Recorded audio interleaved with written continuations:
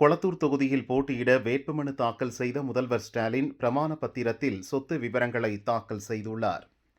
ஸ்டாலின் பெயரில் இருக்கும் அசையும் சொத்துகளின் மதிப்பு 3.30 கோடி, அசையா சொத்துகளின் மதிப்பு 4.34 கோடி.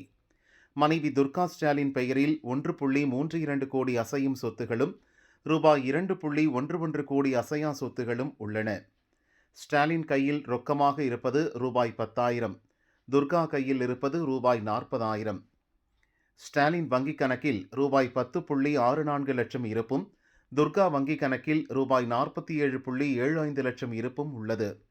முதல்வர் ஸ்டாலினிடம் நகைகள் ஏதுமில்லை. அவரது மனைவியிடம் ரூபாய் 84 லட்சம் மதிப்புள்ள 720 கிராம் தங்க நகைகள் உள்ளது.